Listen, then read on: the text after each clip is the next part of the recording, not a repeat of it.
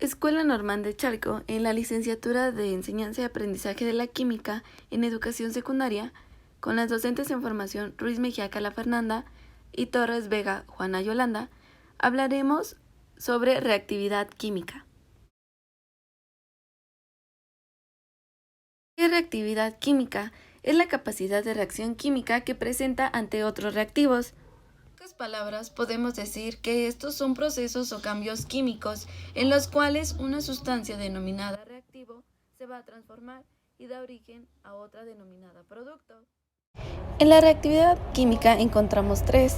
Los metales tienden a perder electrones, los no metales ganan electrones y los metaloides tienden a ganar y perder electrones.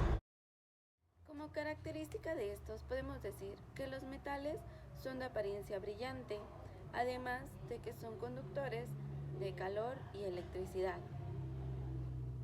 Son sólidos, maleables, esto quiere decir que se pueden transformar en láminas y dúctiles en hilos. Son a temperatura ambiente, estos tienden a ser sólidos, excepto por el mercurio, que a temperatura ambiente se encuentra en líquido. En el caso de los no metales, estos no presentan brillo, son malos conductores, no son dúctiles ni maleables, son gases a temperatura ambiente y unos cuantos sólidos, pero se encuentran. En el caso de los metaloides, estos son de características intermedias, tanto tienen de metales como no metales, son semiconductores de electricidad y de calor.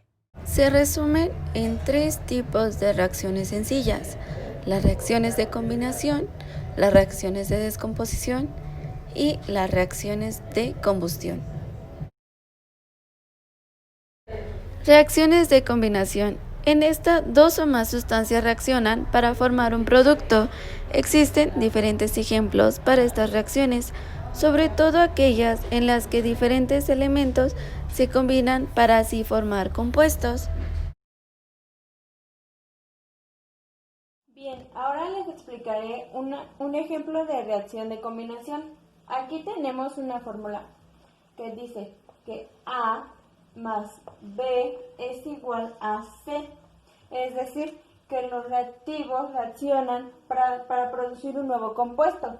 Por ejemplo, tenemos a dos moléculas de magnesio que reaccionan con oxígeno diatómico para producir dos moléculas de óxido de magnesio. Es decir, que se cumple nuestra fórmula de abajo.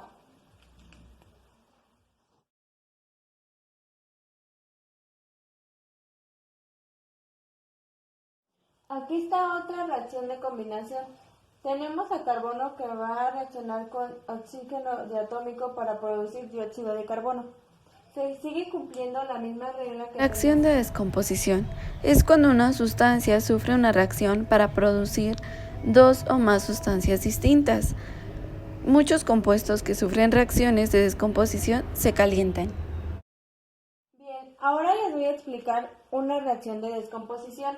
En las reacciones de descomposición tenemos a C como una sustancia que va a sufrir una reacción para producir dos sustancias o dos compuestos diferentes.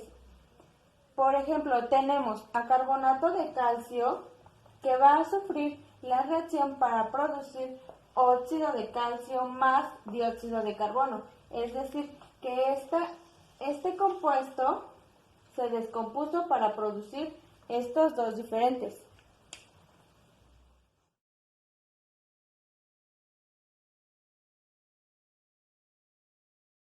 Otro ejemplo de reacciones de descomposición podría ser en donde clorato de potasio reacciona para producir dos moléculas de cloruro de potasio más tres moléculas de oxígeno diatómico.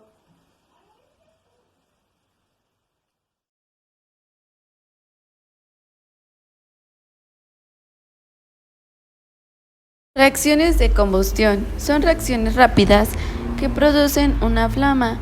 En la mayor parte de las reacciones de combustión que observamos, donde interviene el oxígeno del aire como reactivo.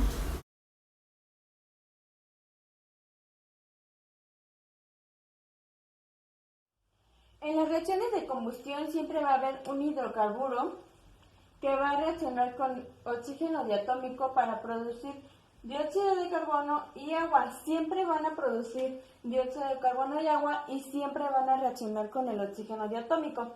Tenemos este ejemplo en donde el metano reacciona con 2 moléculas de oxígeno diatómico para producir dióxido de carbono y 2 moléculas de agua. Otro ejemplo podría ser el butano.